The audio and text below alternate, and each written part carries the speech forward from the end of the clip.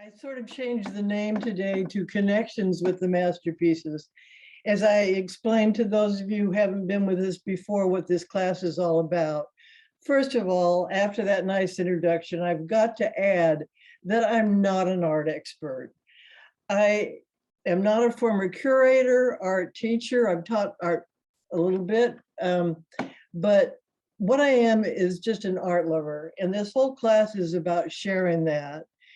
And what I'm also thinking about when I'm doing this class is to make it fun, because so much about art gets kind of a snob appeal, sort of a connection.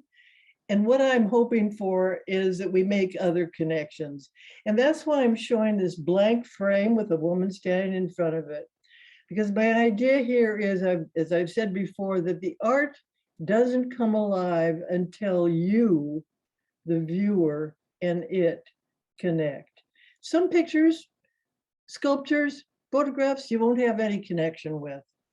But perhaps some of them will just connect because they're beautiful or ugly, or because there's something about them you like or remember from your past. And after you see that work of art, you'll start seeing connections in popular culture when you go out into nature. So what I'm all about are the connections. And all I'm doing is showing you some connections that I have with artwork that I've gathered around a theme. So let's look into our today's first theme. We're going to be people watching through portraits. And our first type of portrait are selfies, self-portraits. Now, RVR, that's for those of you who like to recognize who painters are. You can check yourself out how many you get, is the absolute portrait king. Here are a few of his many portraits, all splashed together, a few of them in frames. We can look now and find out, in case you don't know, who that king is. Rembrandt van Rijn, over 90 self-portraits, 90 reflections of aging, over 40 years of work. I love that young one up on the left. And later on, you're going to see a portrait that I think will remind you and connect back to that one in his youth. But one of the things we're looking at portraits is, how do you think the artist, in this case himself, wants to portray himself? Is he happy? Is he scared? Is he surprised? Why? I mean, why did he show himself that way? So that's one of the things we think about with portraits. There is a thing called ekphrastic poetry. Ekphrastic, a little bit difficult word, so I wrote it down there. Rachel Weintraub has a wonderful class at Ollie about ekphrastic poetry. It's poetry that's based on art. And I choose one each time, each term.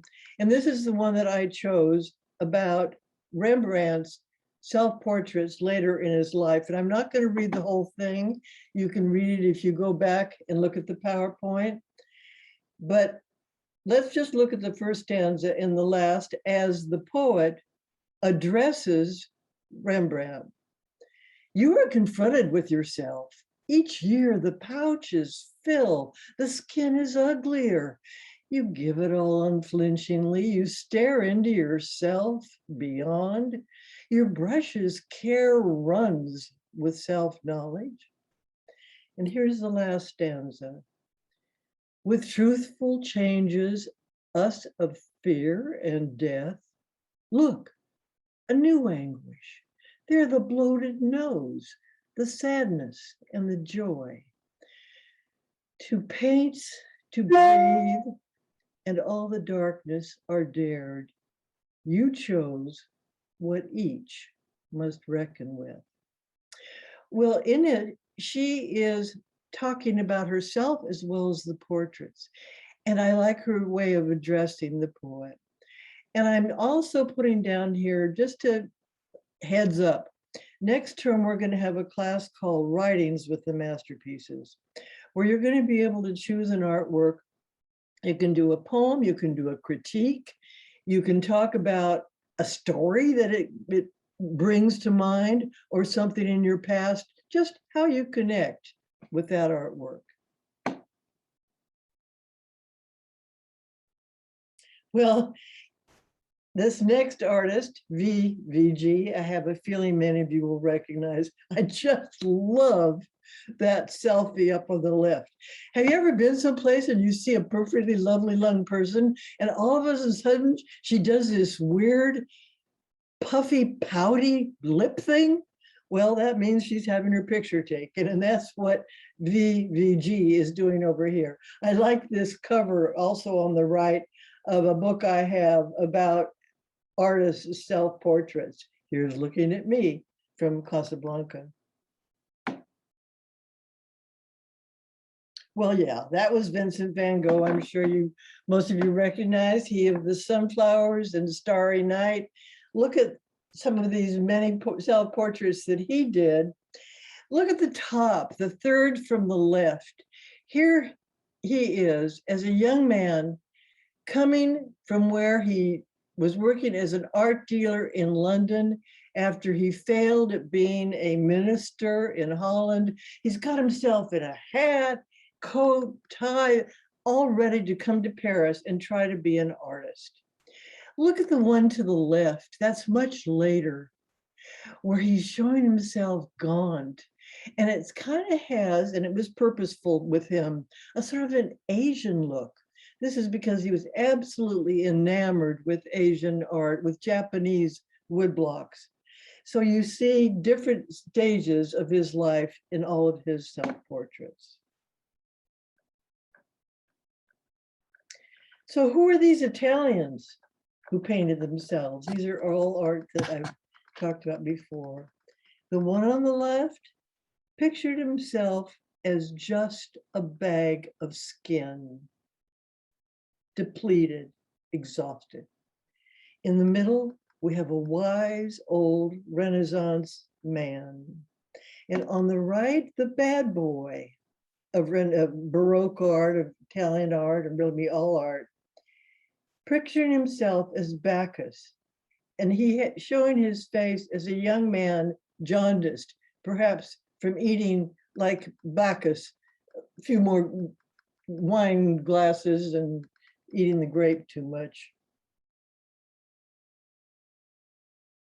Well, the one that we showed on the left was Michelangelo. He had completed the Sistine Chapel ceiling about 20 years before he did the wall in the back, which is the Last Judgment. The Last Judgment shows Christ saying who can go to heaven and who to go to hell. He pictured himself going to hell as just skin, just a bag of skin. He'd used this term when he was painting the Sistine Chapel and saying, this is so hard, I just feel like a bag of skin. So he was 60 when he painted the Last Judgment, which today would be much older. In the middle, we have Leonardo da Vinci, picture that is not known as well as his most famous portrait. This is the girl with the ermine. On the right, we have Michelangelo Caravaggio, and he is, the picture I'm showing here is Judith cutting off the head of Holofernes. He has some kind of tragic kinds of work, and he uses that chiaroscuro, that light and dark, to make them more dramatic, more Baroque. He was a Baroque artist. And do you know who these Spaniards are? DV and FG. What kind of expression do you see on the portrait at the left? What does he think of himself? What does he think of you? And on the right, we see our artist on the right when he's very, very ill. He had many, many health issues. And toward the end of his life, he was deaf, he had syphilis, he had all sorts of problems. And this is dedicated down at the bottom to his doctor who's treating him in one of his last illnesses. So those painters were Diago Velasquez on the left, the creator of Las Meninas, who's hiding behind his easel, which is kind of weird because he's painting, he would be looking at a mirror, and that would be us. But there is a mirror back there showing what would be us, and that's the King and Queen of Spain. So a little trickery going on here. And then on the right, we have Francisco Goya, who also is hiding behind his easel in the back. And I'm afraid I did a little trickery in that detail because I seem to have shown a reverse image of him at his easel. New painter and terrific draftsman, Albrecht Dürer, German, who worked in the 15th and the 16th century. Here we have him in this amazing drawing, this etching, at the age of 13, doing that detail of his cloak. And look at the hands. Look particularly at all three self-portraits at the hands. Next week, you'll see those hands return in a different session. He sure is a good-looking guy. I mean, curls galore. But I'm asking you what you see in the one on the right. And he's looking straight at us, almost like an icon, and almost like an image of Jesus. It's not accidental. He's talking about the fact that he has a place in art, that he is worthwhile in all the knowledge and what he's written here.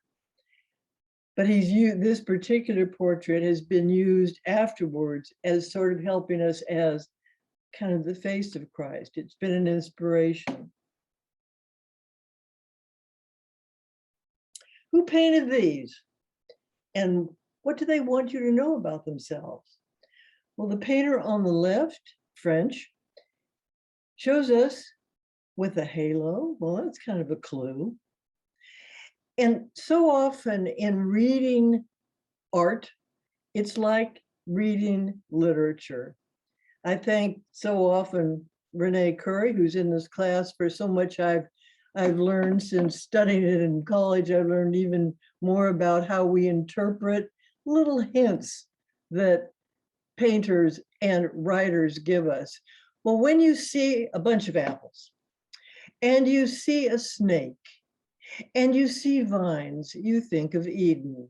So once again, this painter is associating himself with Christianity, with the Bible.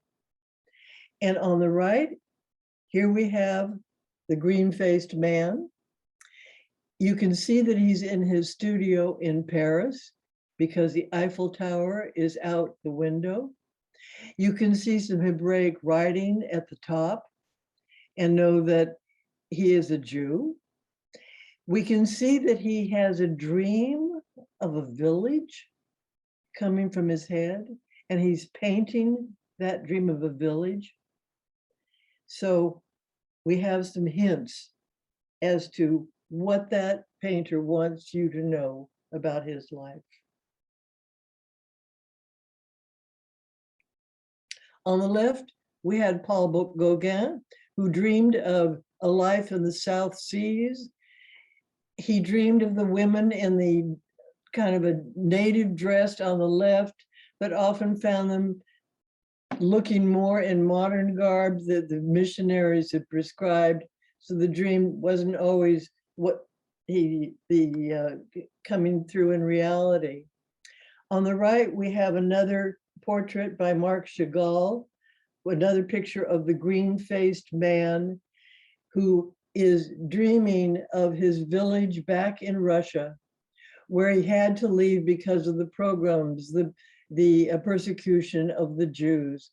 He's talking about the village. He has pictures where he shows a fiddler on the roof, and he's talking about his relationship with nature by looking into the face of a cow.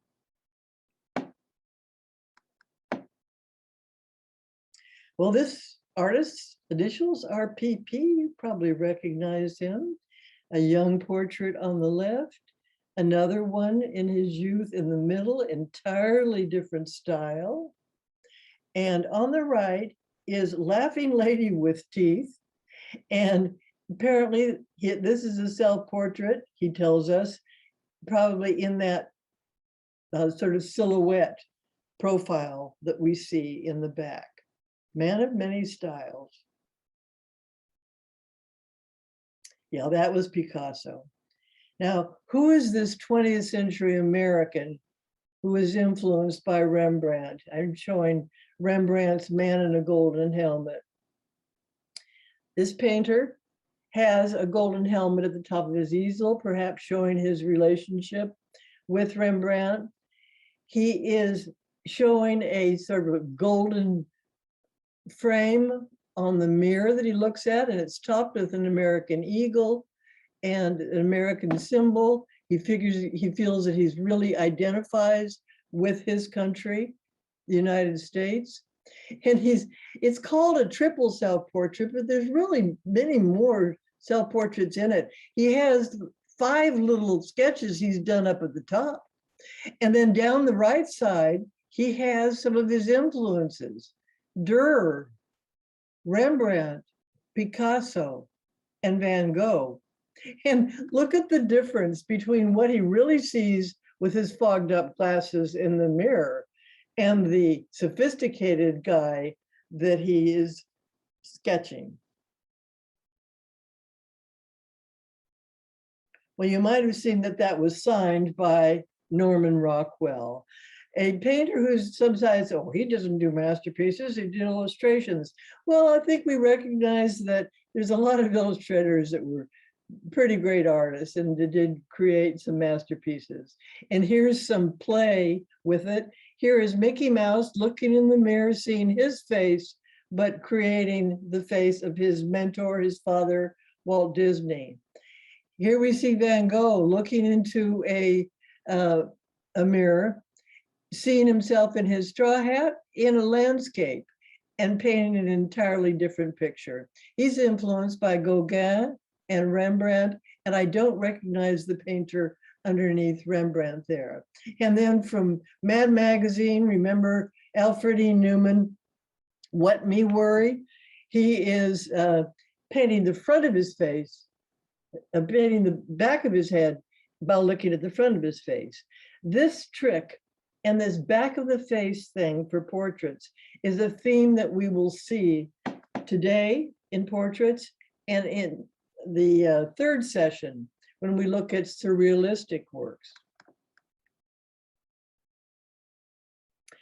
This new painter is Jean-Baptiste Simeon Chardin, and these are done in pastels on the left and probably paint on the right, but these wonderful hats. I mean, this is a guy with a sense of humor, and I read that his son said he just insisted on wearing those silly hats and those wonderful scarves. Well, they give him something really wonderful to paint. And so I love these portraits, and I love the expressions. And I'm wondering what you see in the expressions, because I see a little sense of humor. I see a little fun. So you can get your own connection. Here are 2 works by Chardin, a genre painting on the left. He was a French painter, and he is showing a little home scene of a man blowing a bubble. That's why I kind of get the whimsy thing. I also get it in the still life on the right, where he's showing a ray, which is a fish, like a manta ray, and other seafood, and a cat that's come in to enjoy the feast.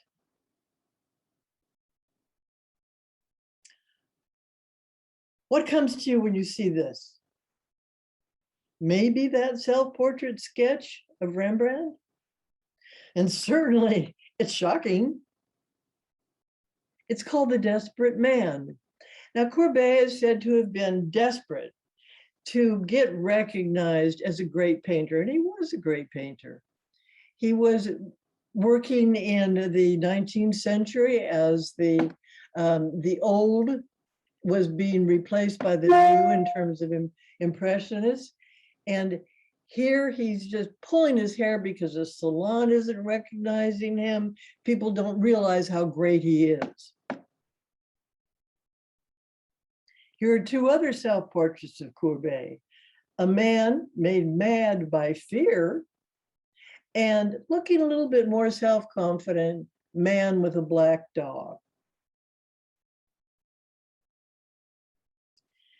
Here's a little Quizlet, paintings that I've shown before in classes and that maybe the rest of you who are new recognize. Which self-portrait is by Gentileschi, which is by Mcneil, which by Cassatt, which by Leicester, and which by Kahlo? As you look, I'll just remind you, I just ran into this book down here called The Mirror and the Palette, Rebellion, Revolution, and Resilience, 500 Years of Women's Self-Portraits. Sounds fascinating to me. I haven't read it. It's brand new. Okay, you have some ideas. Let's go on.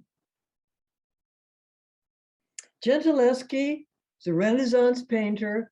I've talked about her before in classes that you can see if you want to look at Art Talk on my website. She painted the, I guess you call her more of a Baroque painter, because look at how, like Caravaggio's Judith cutting off the head of Holofernes, but hers is even bloodier than his.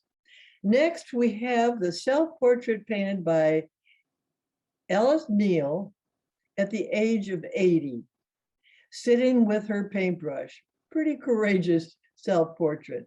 And above, one of her portraits where we see a woman who has been nursing a baby. In the middle, we have Mary Cassatt, American, who spent a lot of time in Paris as part of the Impressionist crowd, that wonderful child after a day of play at the top.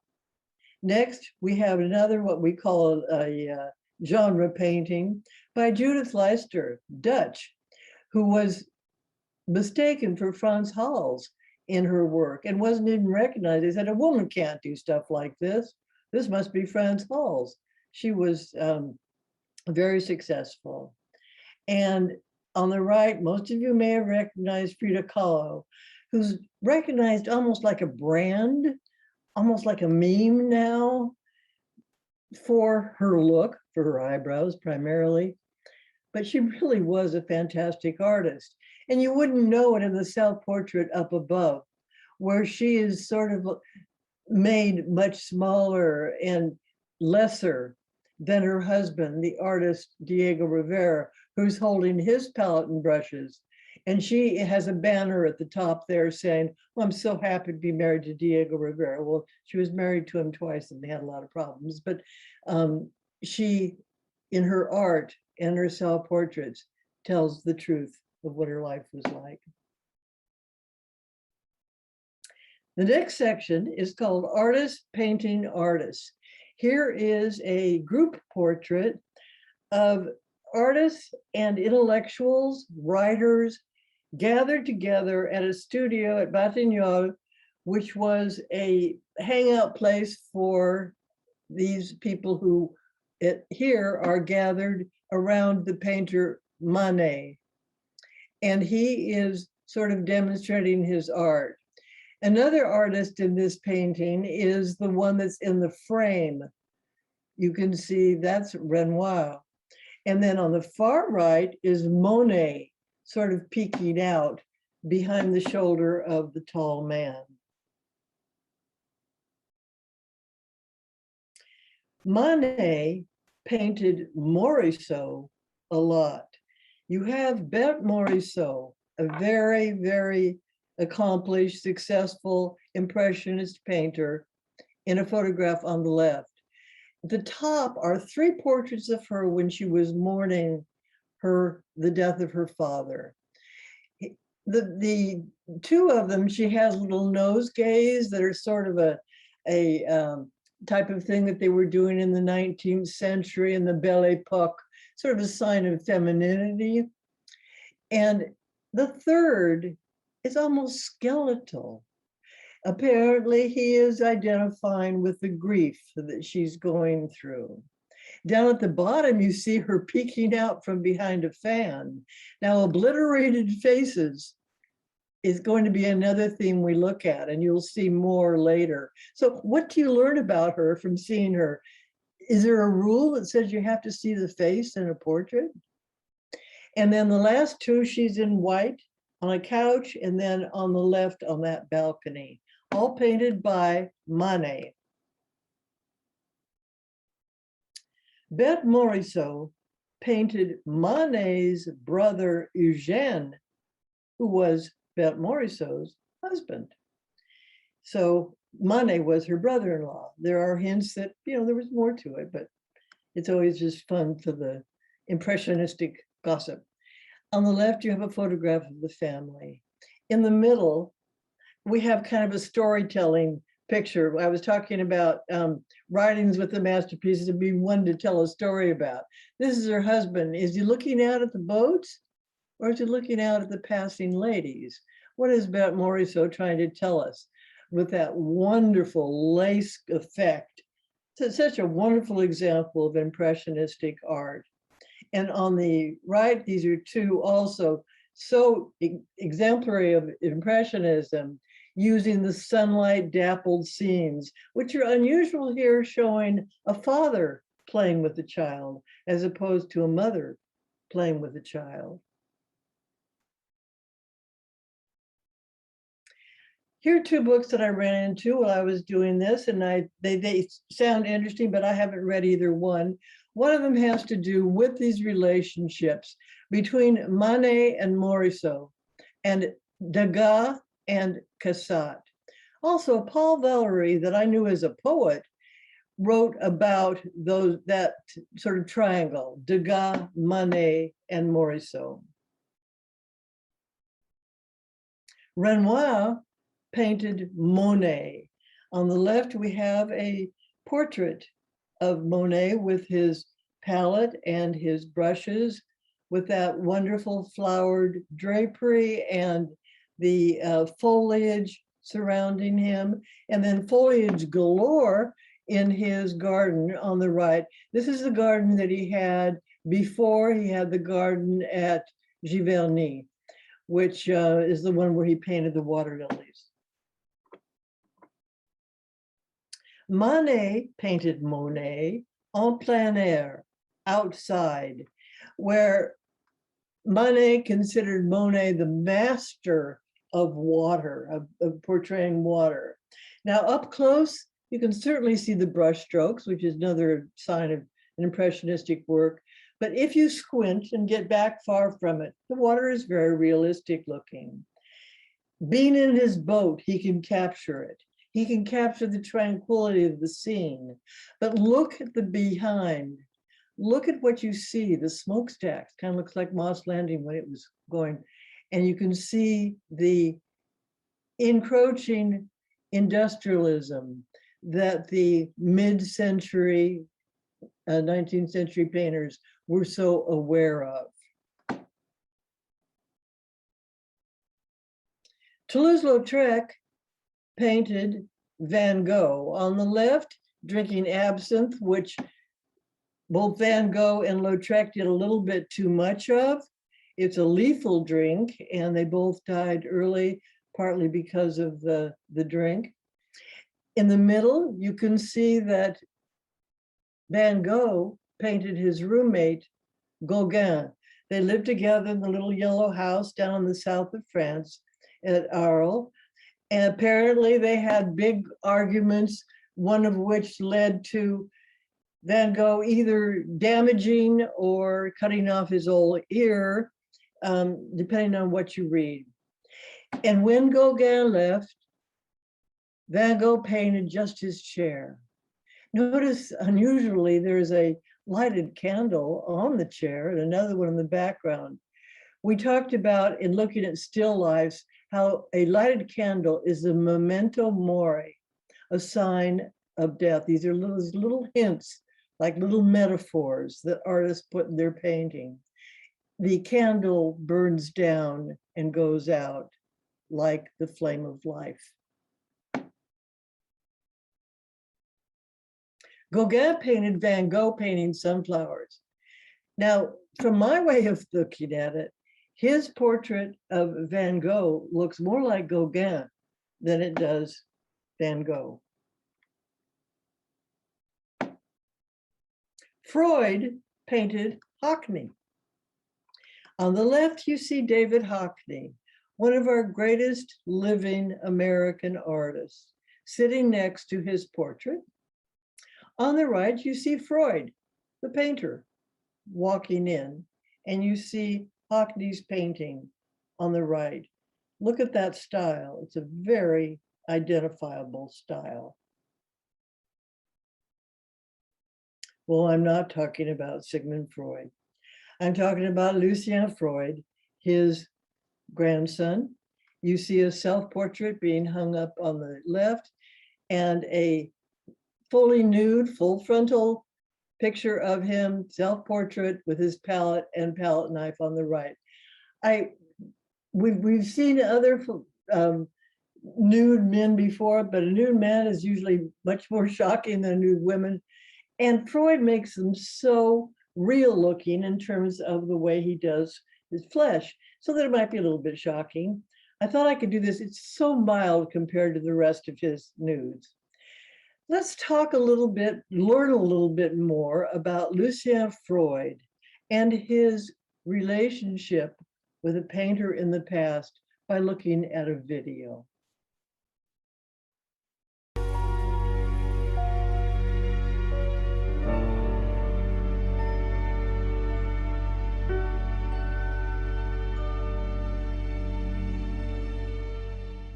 Here are two paintings. I really love that video. I love that it had so much more than just talking about one painting by two different artists. I think I said that the Lucien Freud's style is very recognizable. That is his mother on the right, and that's Rembrandt's mother on the left. One of the things that they have in common that was mentioned in the video is they seem to be in love with paint. Sometimes we use the expression that's painterly. I mean, they just show their love with it. They just ooze it on. Like the man in the golden helmet, when I saw that in person the first time, it looked like I could just chip off some of that paint. It's just so gooey and they love it so much. So you can certainly recognize Lucien Freud that way, but Rembrandt's the same way. Yeah, remarkable portraits.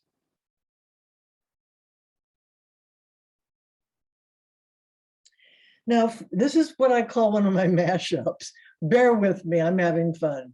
Freud, not him, that's Sigmund, painted Francis Bacon, not him, that's the scholar and father of the experimental method. Down here, we see Francis Bacon, the painter, on the left in the photograph, and Lucien Freud on the right.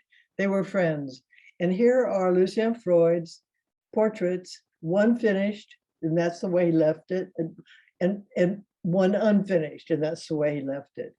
And so we see his interpretation of his friend, Francis Bacon.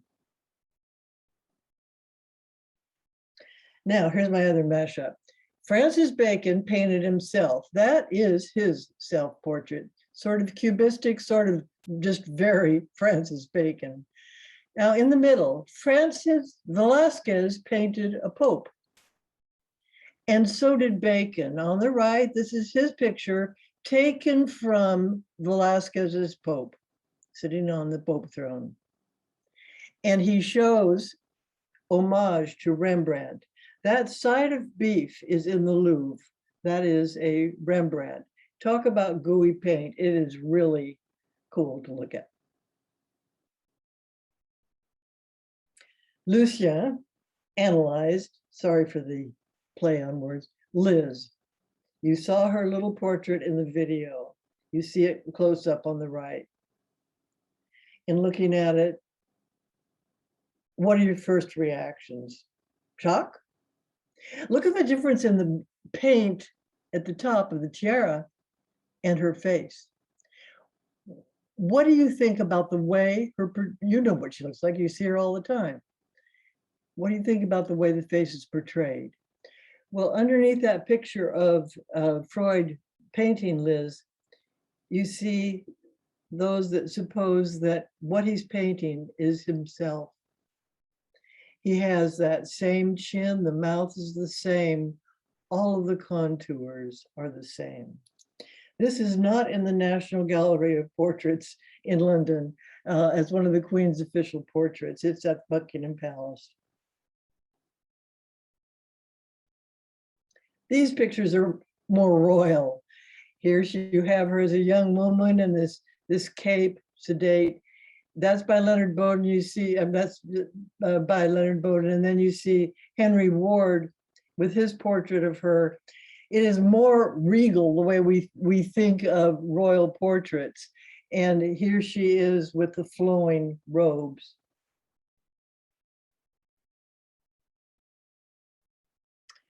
This is the Armada portrait of Elizabeth I. Incredible. We don't know the artist. It's commemorating the British conquest of the Battle of the Armada. You can see it in the daylight, the ships going out, the ships in the storm and the battle on through the window. You can see her crown on the left, but what you look at is Elizabeth's outfit. Well, after you've looked at her white face and her red hair, but she's absolutely covered in what kind of jewel? Pearl. And what do they signify? Purity, virginity. She is our virgin queen. Even as scholars have pointed out, the largest pearl is down where the area that she would have kept guarded. Now, a little sign of not being particularly virginal is that little mermaid. She's, a little bit more out there. But notice that Elizabeth's face is turned away. And where is her arm? It's on a globe. Her hand is over the Americas, which she is looking to conquer. And she's successful. And therefore, for the Virgin Queen, we have states like Virginia and this fantastic portrait. More royalty. In the middle, you have a British artist who's making fun of the Armada portrait by sort of mashing up the face of Cardi B and bubblegum and all sorts. On the right, you have one of my, I'm afraid, too often personal digressions. In my book, I was talking about how when I went to the prom, when I graduated from high school, I was covered with kind of a rash because I was so nervous. And so I had to have my face covered with this white paint. And my father took my portrait. Well, in my book, I had to find a painting that matched that. And I was so surprised when I looked back at my book and saw that I had chosen the Armada portrait, me and my lace and my white face and red hair. Here's another royal. We have Hans Holbein showing us Henry VIII. By the way, Hans Holbein was one of the greatest portrait artists in history. He has had, and it's almost ready to be over, a show called Capturing Character at the Morgan Library. And he is shown for really trying to show in his portraits the character. Well, this is quite different from many portraits because it's not flowing robes.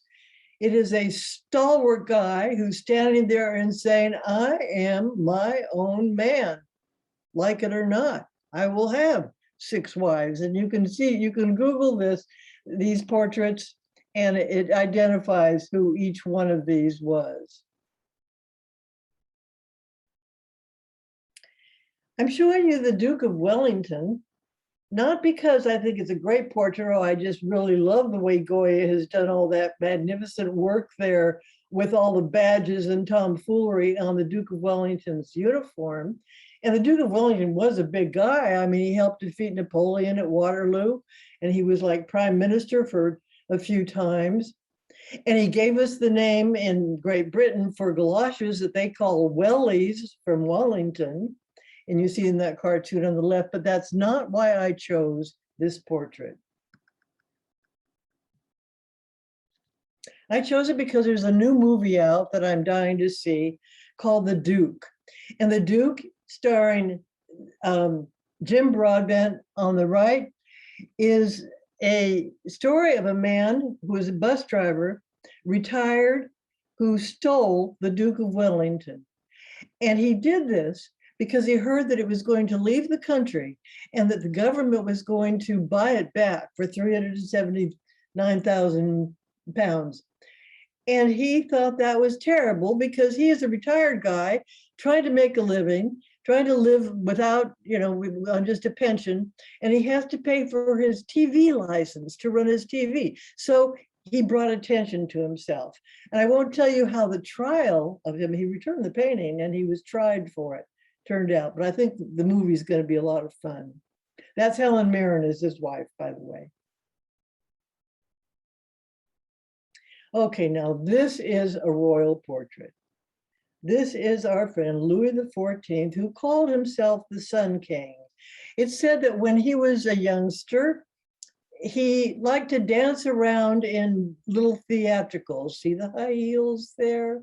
He was the Sun King, and he kind of liked that label because he believed in the idea that everything revolves around the sun, which had pretty well been proven by this time. And he called himself sort of the center of the universe. Look at the drapery, look at the fleur-de-lis, the symbol of France, and the ermine, all of this dramatizing his greatness, as well as his red high heels that have become sort of a, I guess, a joke. Do you know, I've shown this before, guess who was painted by whom? Look at the wonderful ball gown, the queenly, somebody just chatted, look at the king's legs. Yeah, that's also made fun of. There's a wonderful flourishes and tassels and flowers and, I guess the portrait artist would have really enjoyed painting this, the plumage. Her crown is on the table next to her, as in Elizabeth I. And there, even in her domestic scene, look at the plumage and her little royal foot on the little royal pillow there. Well, that was Queen Marie Antoinette on the left. And on the right is the court painter for Marie Antoinette's husband, King Louis XVI. Both he and she lost their heads in the French Revolution. Before that, they would play around in this little idyllic setting at Versailles called on the Petit Trianon, a little farm setting. And that's why they're wearing both what was the rage, these little farm straw hats. And you see Marie Antoinette, not in her great bowl type gown, but a much more sedate type that she would have used as she played as if she was a little farm lady. Okay, the one on the right is a portrait of a royal. That's the Holy Roman Emperor Rudolph II. And our painter decided to paint him in a collection of fruits and vegetables. And that's his shtick. And on the left, you see another painting of Rudolph II, looking a little bit more real. And on the right, a reconstruction of what we think he really looked like. Well, that painter is Giuseppe Akimboldo. This was done in the 16th century. He's Italian. You can see some more of his pictures on the right, where he uses different elements to portray his subject. And here are two. And we're going from royals to not so famous people. And these are by Arkan Boldo. You don't see human beings here portrayed, but you do a portrait of a waiter, a generic portrait of a waiter, made up of different parts you'd see from a restaurant, pub. And on the right, I love this librarian. I mean, look at the footnotes as his fingers. And he's all made up of parts of books. And then I often talk about how drapery sort of ennobles the subject of a portrait. His drapery is draped over him. It's a lot of fun. Well, we're going to have another little personal digression in a minute, for which I apologize. But here you see two other normal people. Well, not so the top one is a friend of Rembrandt who's dressed up as a noble Slav. Rembrandt had this wonderful collection of costumes that he would put on his friends and neighbors and do their portraits. And you saw in the video how he dressed himself up. Down below, you have Donald Duck dressed as the noble snob. This is a drawing by my father, Ray Patton, who was a Disney animator, and he specialized in Donald Duck. This turned out to be a series of what's called the Disney Gallery of Old Masters. And in 1995, 20 years after my father passed away, they were actually on stamps in Sierra Leone. So here you see at the upper right, you see Pinky, who's in the Huntington Library in Pasadena. And then right two in the bottom, two little characters in, you see Donald as the blue boy. And then next to him in the middle is the noble snob. Okay, most of us know who did the Mona Lisa, but I'll let you guess it. He also did the girl with ermine that we talked about before. We see all the people just hankering to look at this small, kind of murky painting that people make a big thing out of. If Frida Kahlo's eyebrows are her brand, it's Mona Lisa's smile. And here we have her. It's said that she's been cleaned up lately and that she's looking less like that she's at the bottom of an aquarium. Of course, that was Leonardo da Vinci. And next we have James Mcneil Whistler, an American painter. And I think you know one of the most famous paintings he did. That is what we call Whistler's mother. The real name is Arrangement in Gray and Black #1, The Artist's Mother. And he was showing off his ability to create something just using shades of gray and black. Just the face has, and the face and hands have touches of color. And then he also did the same kind of thing in Symphony in White, #1, The White Girl. This was his mistress and muse.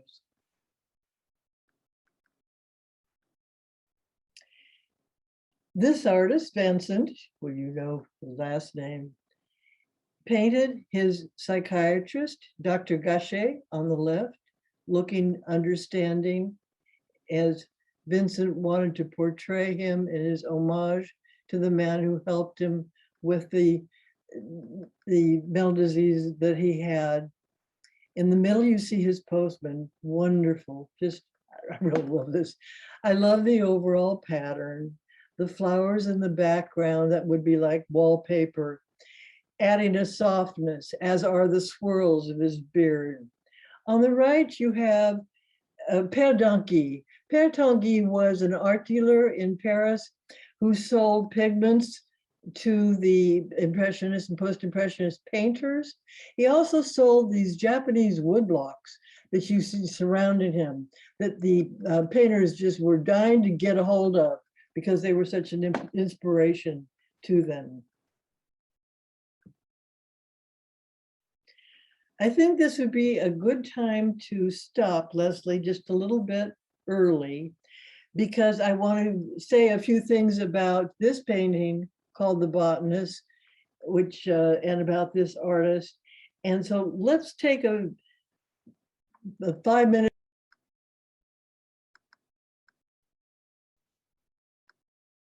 I stopped with the botanist. We were just talking about the fact that there are many different types of portraits that are done of just regular people. And this is a quadruple portrait of 4 botanists. Now, I also talked about how sometimes you don't see the face.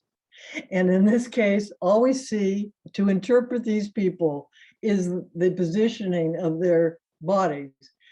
I found this painting when I was working on doing this PowerPoint in the home of my dear friend who's in this class.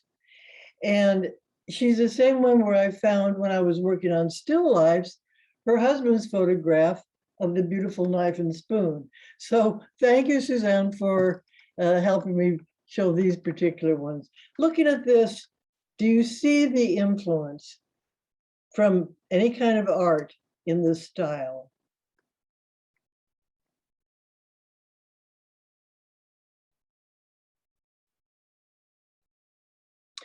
Well, Yuji Kiratsuka not only was influenced by Japanese art, but he is Japanese. He's still working. He's very successful and teaching in Oregon. And what he does is these different types of portraits that have that Japanese sort of a ukiyo style that I'll talk about probably next term, go more into it. Still a very popular style, great influence on the Impressionists. I love what he talks about his own art. I think it's always very interesting. And you can read all of this later. But I think the last paragraph down here, the enigmatic figures I draw are reflections of human conditions, such as wry satire, whimsy, irony, paradox, or the mismatches that happen often in people's daily lives. They are cheerful, joyous, and restless. They're all happy people. A wonderful, different way of looking at portraits. Here are 2, and it was hard to choose which ones. The one on the left is called Time Changed. And as I said, we would see, this is just the back of her. And you're going to be seeing another portrait later on done by a great American portrait artist where he shows just the back of a woman in her braid. On the right, we have the one called Selfie Without Fear. Very modern uptake, modern situations with the digital clock and all, done in a very traditionally inspired style. That painter that I was talking about, the great American portrait artist, is Andrew Wyeth. He also used his friends, normal people, in his portraits. And here's a whole book that you can see called Andrew Wyeth, Close Friends. I just found this at the end of April, a headline, thousands of unseen works by painter Andrew Wyeth were released by Brandywine River Museum of Art in Maine.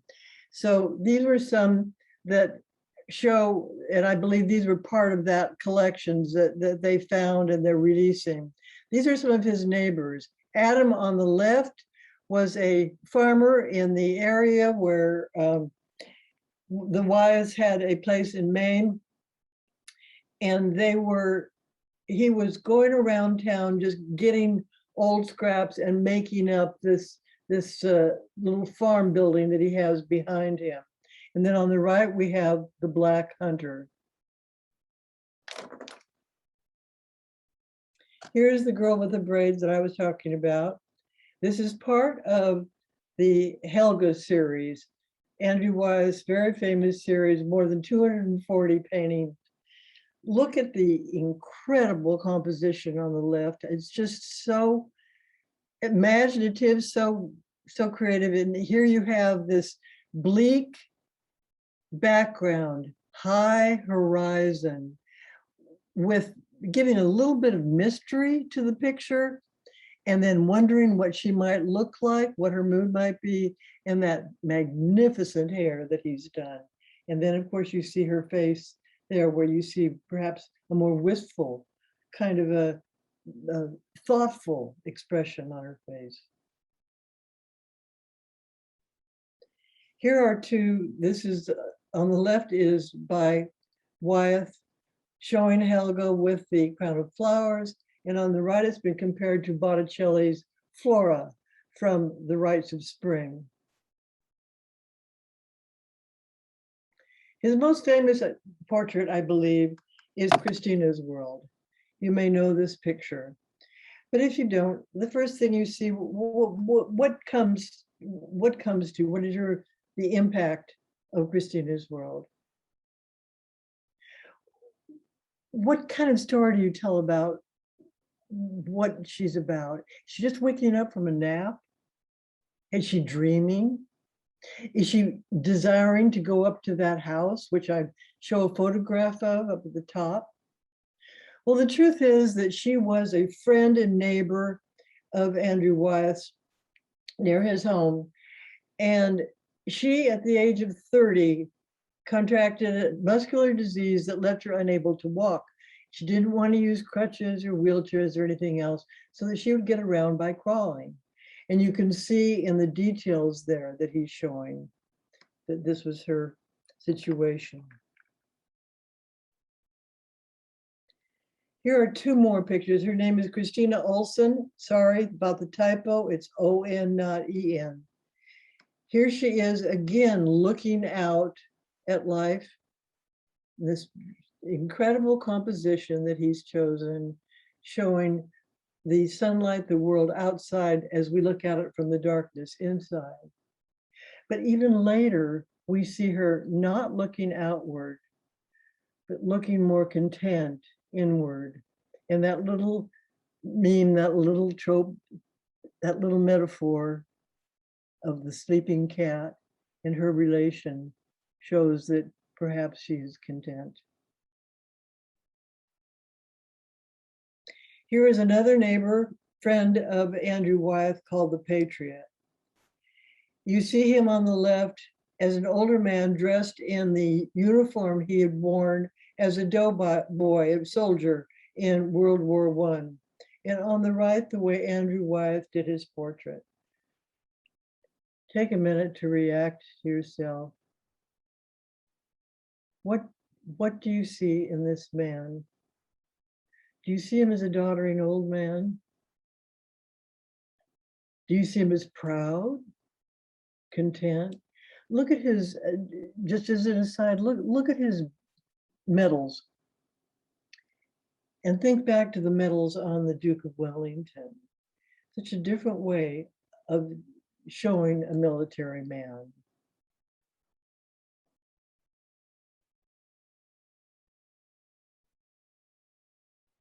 N.C. Wyeth was Andrew Wyeth's father, and these are three of his self-portraits. He was known as an illustrator, a very successful illustrator, mostly of children's fairy tales. On the right, in this self-portrait, I think we see a hint of the style that his son, Andrew Wyeth, will be having.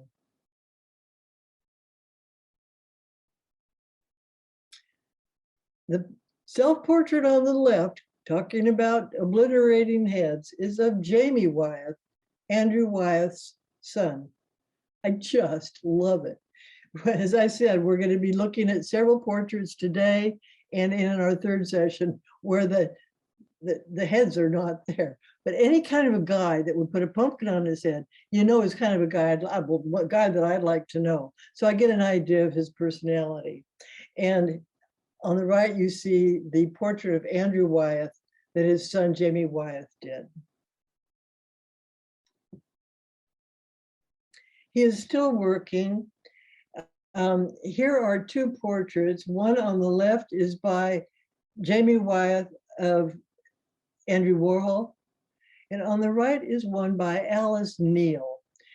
Neither one of them are flattering. And the irony is that Andy Warhol was so conscious of his own persona, but he did allow these portraits to be painted and to have been painted even after he was shot in the chest and showing the scars and the way he was. He can't bear to look out when she was doing the portrait, but he allowed her to show it this way. And just recently, we found out that the Andy Warhol portrait of Marilyn Monroe sold for $195 million, which was a smashing record, the most expensive by any US artist. It's too bad he didn't live long enough to see that. This is also by Jamie Wyeth. We have Nureyev on the left, and we have a pondering picture of John F. Kennedy.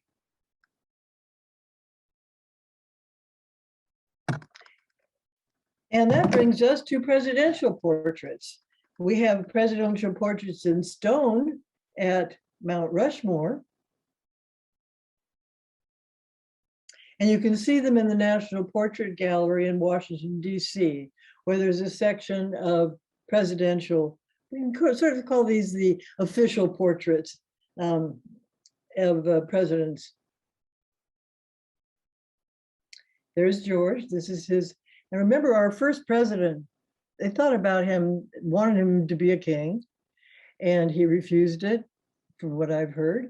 And well, he did refuse it if he was offered it.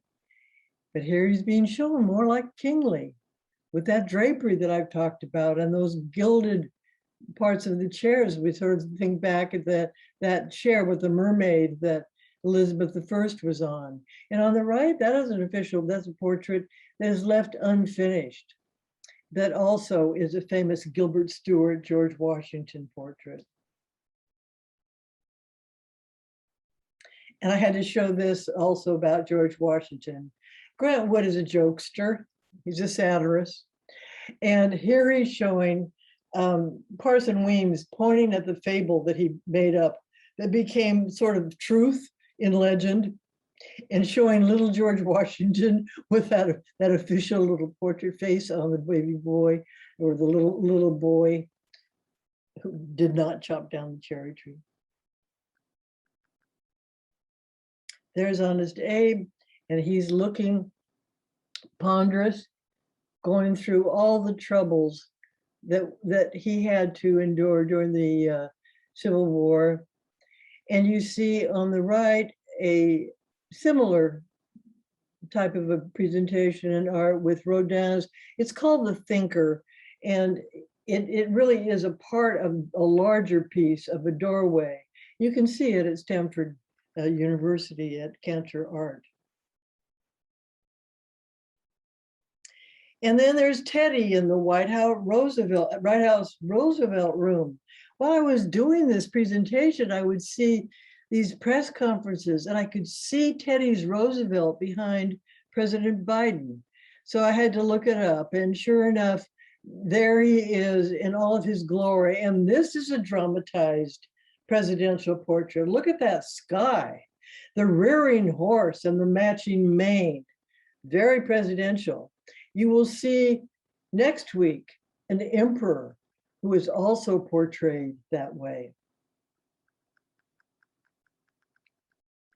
Here is Barack Obama's official portrait by Kehinde Wiley. I put the postman down here because it has the flower background. I'm interested in your feelings about this because it breaks so many rules of presidential portraits about Barack Obama's looking out at the world with this foliage surrounding him.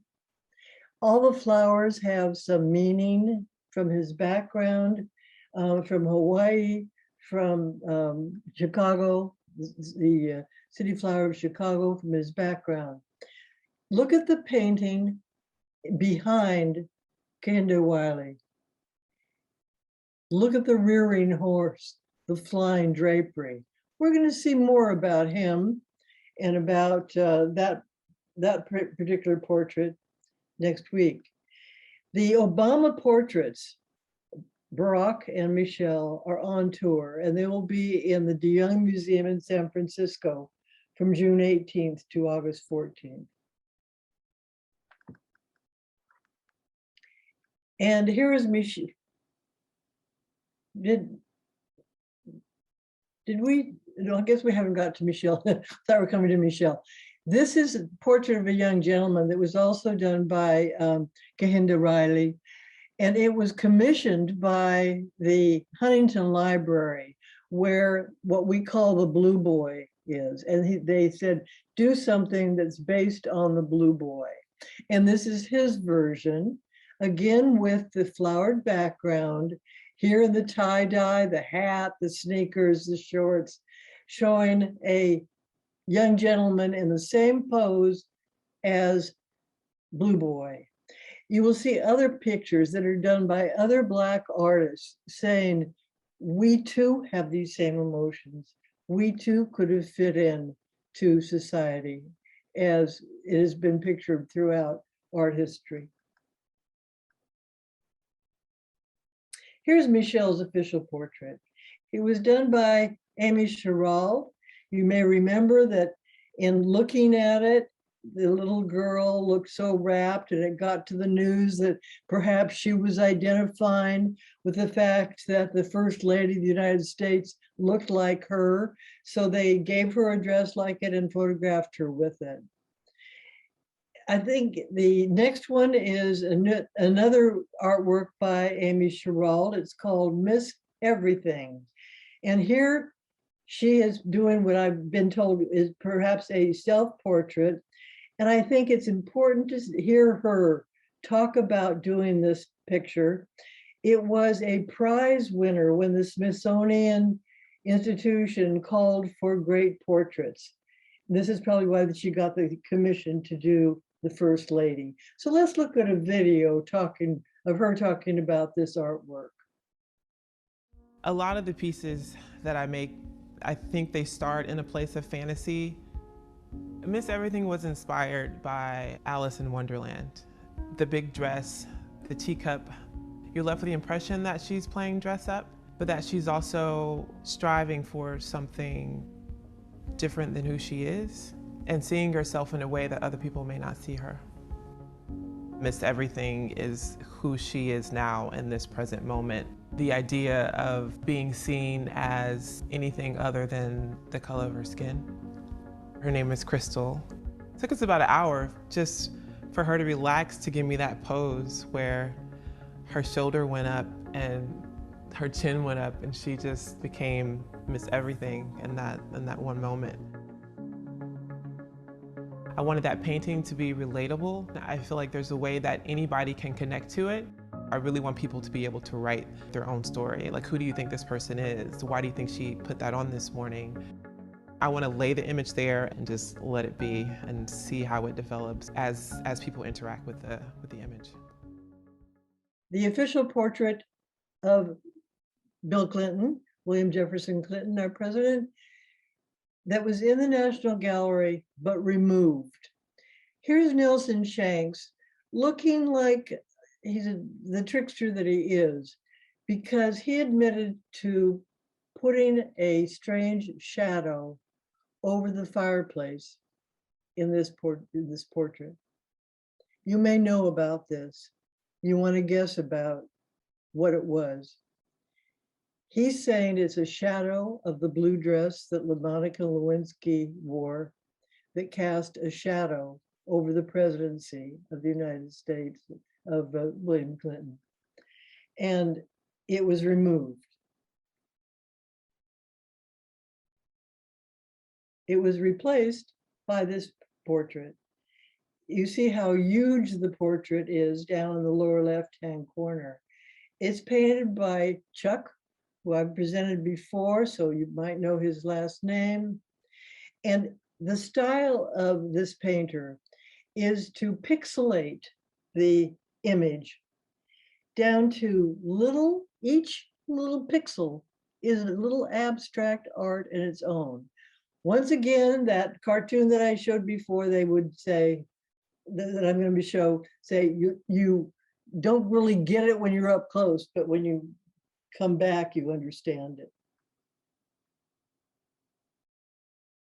Here's Chuck Close. He just passed away late last year. And when he was about 40, 49, he had a blood clot on his spine that left him quadriplegic. And so he continued to make these huge portraits. He has to have assistants raise and lower them into the ground so that he can work on them. Here you see him in front of a self-portrait, and then you see the self-portrait itself up close. There he is working on the left, and I'm sorry, I got ahead of myself with this cartoon. I like the kind of art that when you're up close, you're like, this doesn't look like anything. But when you back up, you go, oh, it's a face. So we all, to each his own as to what turns you on in art. Here's Chuck in front of his self-portrait as a younger man. On the right is a book that I have called The Portraits Speak, where he interviews his subjects. Shameless digression. I've said a couple of times that my college boyfriend was the artist Richard Serra. He happened to have been a friend of Chuck Close when they were in art school at Yale. And here is the portrait that when I saw it in that book I have, it scared me to death because, you know, it's sort of in your face. Richard Serra is known for his gigantic sculptures like this one in the Bilbao, Guggenheim in Bilbao. Also, he has one at Stanford University. Okay, now a few words about portraits of women. One of my friends who's in this class who couldn't be here today sent me this cartoon. Oh my God, delete that. I'm serious. Bartholomew, do not hang that in the Great Hall. It's kind of a Renaissance text of somebody who's not at all happy with her portrait. Well, portraits of women can be portraits of them when they're young and beautiful or old and not so beautiful. The one on the left is Vermeer's beautiful golden, a girl with the golden earring, where the little light in her lips and in the earring and the lights just make her glow and stand out from the black background. The one on the right is a portrait, but I'm cheating here because it's probably not of a real person. It was done in the 17th century by Quentin Matsys, and it is the inspiration for the Duchess in Alice in Wonderland. Here is Picasso's portraits of his mistress, Dora Maar. You can see her in the lower left-hand corner. She was a photographer, surrealistic, did surrealistic work. These are all Cubist portrayals. Cubism is pretty difficult to look at, but sometimes you can sort of capture a mood from them. And I'm showing this because in April of this year, during the pandemic, particularly problematic in Hong Kong, a Picasso portrait, the little picture in the frame on the right, sold for 164 million.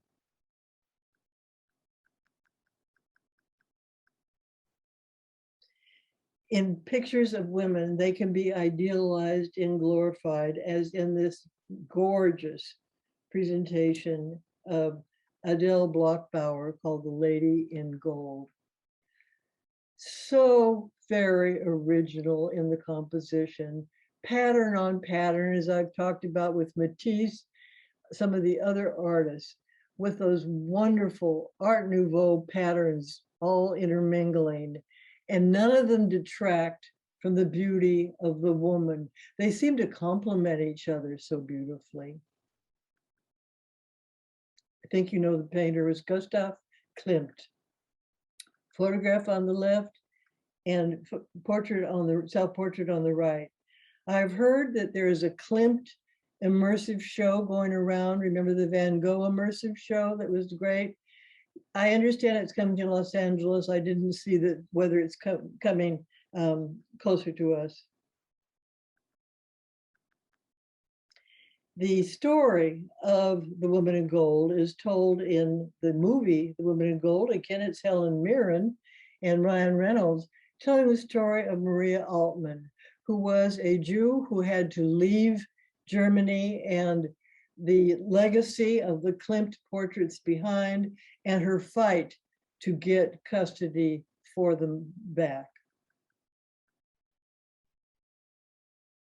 Here is another Klimt, very famous, very lovely, again, compared to a Rodin, The Kiss.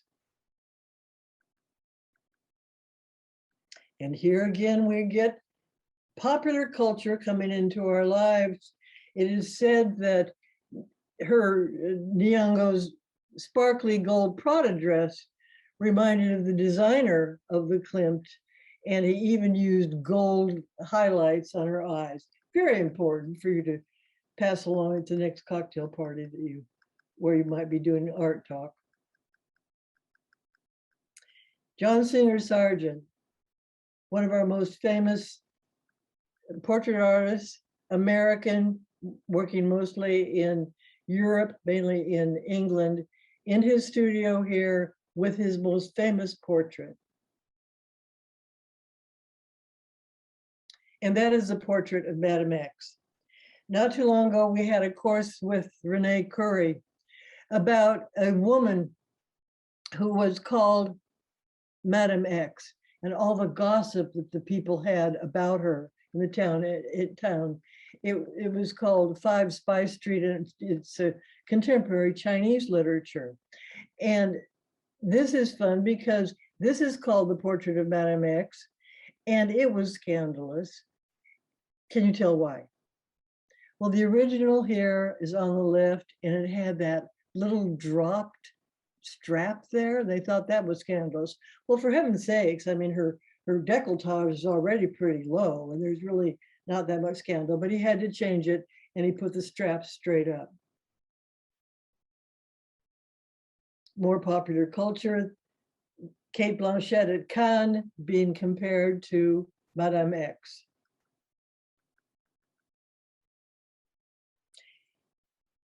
Sargent also did a portrait of Isabelle Stuart Gardner, a very wealthy woman in Boston. And I said before that there aren't really accidents, just like in literature. When somebody says something like, well, she bit the apple and then she committed a sin, it's not an accident that they're referring to Eden.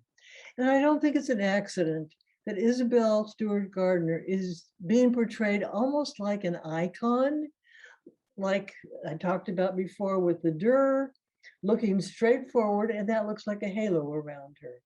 Well, she established a wonderful museum you can visit today in this on the right, which is her museum, Isabelle Stuart Gardner Museum, in the style of an Italian palazzo. And in 1990, there was a big theft there. You can see how it was damaged up at the top. They just tore the pictures out of the frames. And down below, you see the first frame that I showed in the first picture, the presentation today, the first slide. Some of the pictures that were lost, they still haven't been retrieved. You can see Vermeer, you can see Rembrandt, Homer, and if you go to the museum today, they still show just the empty frames of the ones that were stolen. Jacques-Louis David is a classical revivalist painter. Here he's this portrait of Madame Récamier, showing her very sedate. This is during Napoleon's empire. And so we have that empire waist, the style that we see in Bridgerton, if you're following that series. And we see her in sort of a classical pose.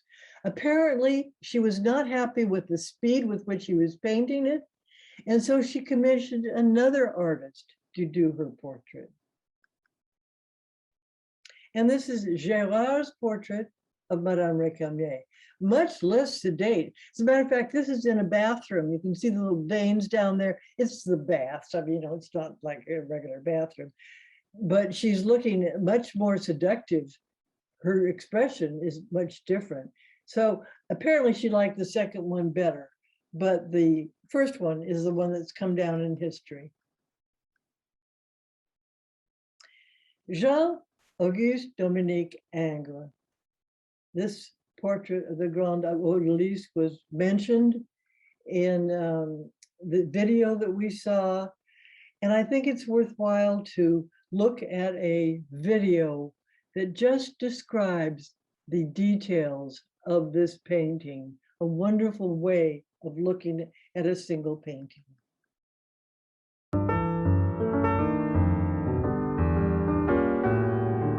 We're in the Louvre looking at a painting by Ingres called the Grande Odalisque. Odalisque simply means a woman in a harem. But the Western conception of what a harem was versus what a harem actually was are two very different things. And Ingres never went to the Near East or North Africa, so this isn't based on observation. This is entirely a Western fantasy. What we're seeing is this languid, nude woman whose back is turned to us and yet whose body is flexible enough for her head to turn back and look directly at us with a slightly coy eye. But also with a sense of reserve and distance. And so I think that's one of the tensions here, is this beautiful female nude, but also the unavailability of her body and the slightly cold or distant gaze. Also the coolness of the coloration and the perfection of the surface of the canvas. There is not a brushstroke to be seen. She seems unavailable because the hand of the artist is completely absent. Now, the subject of the female nude goes back to ancient Greece and ancient Rome, through the Renaissance with artists like Titian and Giorgione. But here in the 19th century in France, when artists painted the female nude, they continued that tradition of painting ancient Greek goddesses or mythological figures. And it was important for the nude to be distanced. In other words, not a contemporary nude figure, but distanced by time, that classical figure. This figure, however, is distanced by geography. I think it's important to remember that Napoleon, only years before, was in North Africa and the Near East. And so although this was distant geographically to people in France, it was also exotic, and there was a real curiosity about these cultures. Although we don't see anything authentic here. Ingres emerges from this neoclassical tradition of David. He was David's most famous student. And so part of the lack of any visible brushstrokes, the emphasis on line and contour, these are all things that are part of that neoclassical tradition. But he's willing to distort the body much more than David ever was. In fact, her body seems impossible. Her back is simply too long, as if there are extra vertebrae. Her left leg, where would it attach to her thigh? Even her left calf is way too long, and one part doesn't seem to attach to another. And yet we don't notice those things when we first approach this painting, which I think speaks to Ingres' goal, which was to create something that was ideal and beautiful. And that naturalism, that illusion of reality in terms of anatomy, wasn't as important. Don't make the mistake that Ingres didn't understand human anatomy. These were distortions that were quite purposeful. The nude is surrounded by this lush environment of embroidered satins and silks and jewels and pearls and that peacock feathered fan that brushes against her thigh. In a way, it seems to me that there's a coolness about her, but a sensuality in her surroundings. This is a painting that really is a tease. It is luxurious in every way, from the pipe on the right to the satins to the silkiness of her skin, and yet the figure and the location are completely unavailable to the viewer. She's both present and absent in a way. I'm noticing the way that that left elbow presses into that pillow, giving us a sense of the weight of her body, and that lovely turban and jewels around her head. Look at the composition. Look at the way that the turn of her nose leads into her shoulder, runs down the curve of her right arm, and is picked up by the curtain that loops back up, creating a kind of continuous inverse arc. It is those lovely shapes that make one forget about those anatomical inaccuracies. It is the ideal beauty that Ang has presented us with here. And it's because of that that this painting and Ang's career in general is often seen as a hinge between the neoclassical and Romanticism. Now we're leaving women, and we're going to be talking about paintings of duos. And here in the back, you see 3 paintings where it's people dancing, they're Renoirs.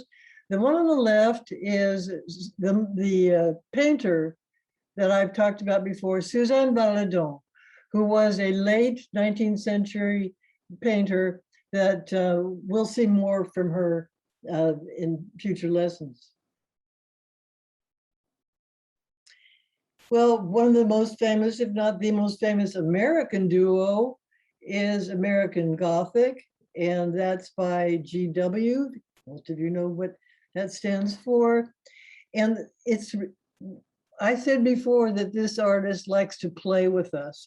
He is doing a little satire on the Midwest, the upright farmer types of the Midwest. Now, the farmer is looking straight ahead rigidly. His design on his overalls match the pitchfork. He is upright and stolid. Our woman on the left is looking off into the distance. Perhaps she has other thoughts. There's a little curl that's hanging down over there. And there's in the back, you see a little shade that is crooked. And then she has the rickrack and the cameo. So there are little hints, as I said, just like in literature, as to what our artist wants us to think about, see, and animate in this picture. Well, by the way, it's his dentist, thanks, Leslie, his dentist on the right and his sister on the left that posed for this picture. Now I'm cheating because this is not a portrait. It's just a fun duo that was done in the 16th century. And it's sort of a moral picture where you have the young woman and the older man, not too attractive man and lovely lady who is sort of seducing the man while her shill is going through his wallet on the left. A similar picture here where the woman is beguiling the old man. This was done in the 16th century by Cranach, and she's probably lusting after those jewels down there. But on the right, this is a portrait. Take a minute and look at this very, very famous and important portrait by Ghirlandaio, done in the 15th century. Of course, we look at the nose right away, and it is a named disease of the nose. He is an old man. It's the grandfather of the boy. But look further. What is the relationship between the grandfather and the boy? And how do you intimate the relationship? Perhaps in that eye contact.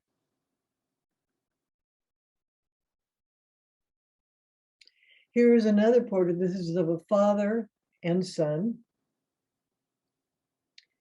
Can you get any idea without them looking at each other what their relationship is?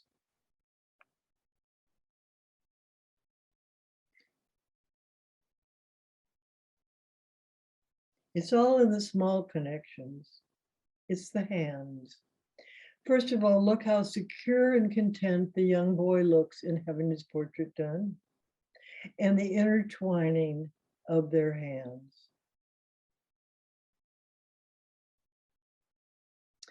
This one's hard to explain, so stick with it if you want to.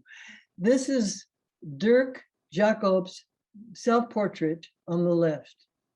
Just like in still life, we have these little symbols.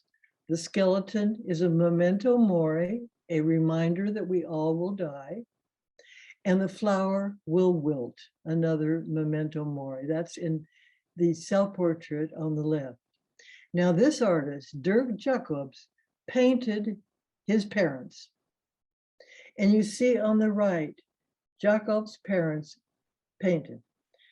On the right is Jacobs' father, who was dead by the time the portrait was done, and he's just painting him in as homage to his father, and his father is painting his mother.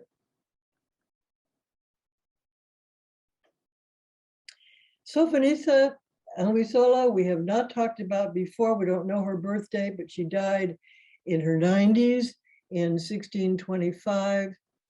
Here's a self-portrait on the left, doing a typically Renaissance portrait. Could be of a mother and child, could be the Madonna and Christ.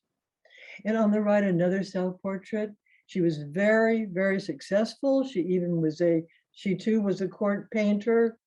Beautiful portrait where she has the details of her face and certainly wonderful details of that lace ruff around collar and then her hair.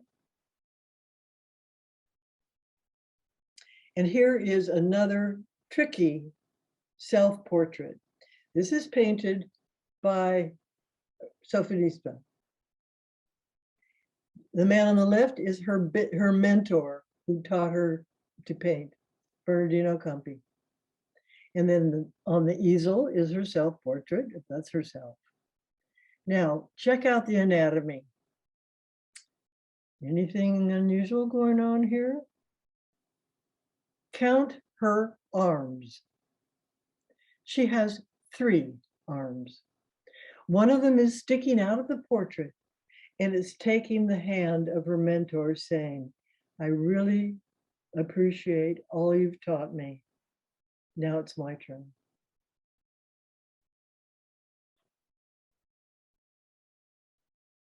Here are 2 of her works. A genre picture on the left. Thing that comes to me when I see her work, and it's true in several others, is that her figures often look like her. And there's something a little bit illustrative. I don't know, there's something a little bit unusual about her faces. And then on the right, there's got to be a king of Spain if you have a jaw like that. That's Philip II of Spain. So she was a court painter, and this is her portrait of him. He does not look like her too much. On the left, you have a self-portrait that she did when she was in her 80s. Think back to Alice Neal's self-portrait when she was in her 80s. What expression does she have? And then on the right, the very famous Dutch artist Anthony van Dyck. Anthony van Dyck did a portrait of her at 92. And he said she still had all of her faculties. She was just as sharp as ever. Hans Holbein, as I've mentioned, was a really very famous portrait artist. And this painting is called The Ambassadors. In order to understand what they were sort of being the ambassador of, we're going to see a video. But before we do you see that rather unusual blob down at the bottom of the painting? Well, the video is going to explain that. The Ambassadors. And here are the ambassadors themselves, Jean de Dinteville and Georges de Selve, looking proud of their achievements and even prouder of their clothes. But the first thing you notice about this painting, the most mysterious thing, the most famous thing, are not the ambassadors, but this splodge. If you look at it from this angle, you'll see it's actually a distorted but anatomically accurate skull. And it's a reminder that even rich and powerful men like these two will die like everyone else. But I don't think this picture is really about the ambassadors. I think it's about what's right at the very center. This cryptic array of objects. On the top shelf, these objects relate to the heavens. A celestial globe, 2 quadrants, a sundial. On the shelf below, these objects relate to the earthly realm. A terrestrial globe, a book of arithmetic, some musical instruments, and a book of hymns that's painted in so much detail I can actually sing them. These 2 shelves depict no less than the entire cosmos, heaven and earth together. Holbein has created an image of a world in which everything can be charted, measured, quantified, understood. A world that mankind finally has mastery over. This is Holbein's most ambitious portrait. It is a portrait of the Renaissance itself. As Holbein assembled his Renaissance stage set, he would have looked to his best friend for the props. A German mathematician and astronomer called Nicholas Kratzer. Kratzer represented the other crucial aspect of the Renaissance, the spirit of scientific inquiry. We have another trickster. Here is a portrait by Mcneil that he gave to his friends as a wedding present. Since we're talking about weddings, I'd like to congratulate our dear Leslie for her recent marriage. Really, really happy about that. And in this one, I'm hoping that it does not foretell the kind of marriage that Andy and Leslie are going to have, because Mr. and Mrs. Clark don't look as if they're having a really good time. Now, in the sense of time today, because I want to give you plenty of time for discussion, I'm not going to tell you what all the symbols are. But if you want to Google it, you will find out what that cat symbolizes and some of the other things. He also based it on a very Jan van Eyck portrait of the Arnolfini family. So you can learn about that relationship. We've talked about Alice Neel. I showed you her self-portrait at 80. And currently, this fabulous artist is having a one-woman show at the De Young Museum in San Francisco. You notice that one book about her is called The Art of Not Sitting Pretty. We've been looking at portraits where so often the subjects are sitting pretty. And on the right, it's the title of the show. It's called People Come First. She is the painter of souls. She wants you to look through the eyes of the subjects and see what you can figure out, perhaps about what their character might be. Here are 2 of her duos, among many that she painted. The young girls on the left, the twin girls. If you were writing a story or a critique about this particular painting, you might talk about any hints that there might be any difference between the kinds of kids they are, what kind of life they live. And on the right, the same thing can be true about the portrait of Geoffrey Hendricks and Brian. I mean, what about the fact that this couple has a man in a suit and the other guy in his underwear? Great storytelling that you might imagine in these 2 duo portraits. Now we're going to go from selfies and we're going to end up with groupies. This was recently a pullout in Vanity Fair. I thought, oh, fantastic. When I'm doing these PowerPoints, collecting this material, I keep on seeing connections and adding more and more. And this one is the group portrait. You can see the portrait artist in the front with a giant brush, painting this imaginary portrait of some of the Oscar hopefuls. 2 group portraits in very different eras, the 19th century, the Impressionists at the boating party. There's a wonderful book that's called The Boating Party, that you can read about all these Impressionist friends that are gathered together. On the right, called Five Seated Figures. I've shown this before, I've shown both of these before. And here we have 5 figures painted by Wayne Thiebaud, who was a friend of one of our participants, Malcolm Weintraub, who collected his work. It was a friend of Wayne Thiebaud, and his wife, Judith Weintraub, who passed away, who was the big part of the Ollie family, is pictured in the front left. The stories that can be told about the relationships in both of these group portraits would make fun writing.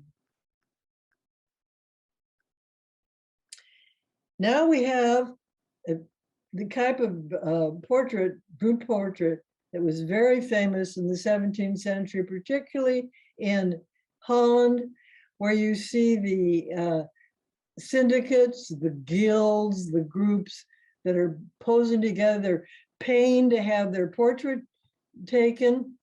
And we have kind of a fun riff on this Rembrandt done by Larry Rivers, a contemporary. It wasn't until he passed away in 2000, American artist, who shows a painting of Dutch masters that's based on the cigar box. And this is our last painting today, and I've shown it before and talked about it. It is perhaps the most famous group portrait in art history, where Rembrandt completely broke the rules of these guilds. This is like a guild. This is a syndicate of a militia, these people dressed up in their uniforms, but look at the action. And that mysterious little girl down there is supposed to be Rembrandt's wife, who had passed away.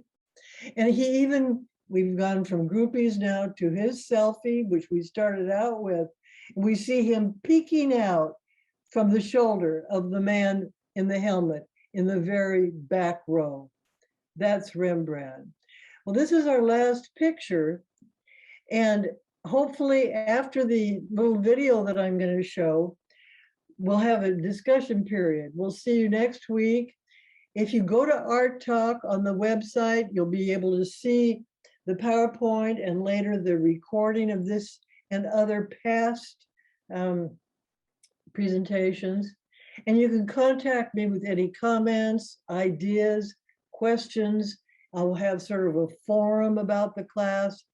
And hopefully you have some questions written down for today. So what I'm going to show now is a video.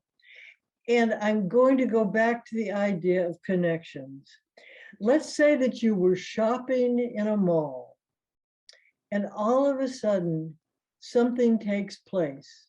How long would it take you to realize that you're looking at something that's based on an artwork that you're familiar with? So let's see the video.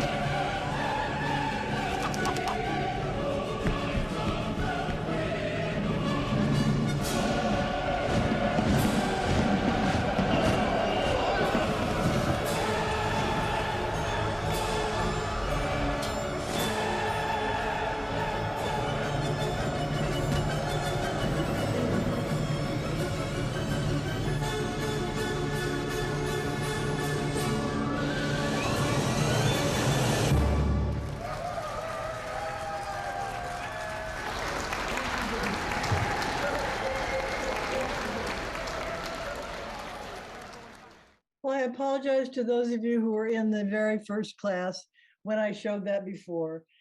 I love it so much, I get goosebumps. This was a real flash mob that took place in a mall outside Amsterdam when the night watch was reinstalled after having been worked on in the conservator's office.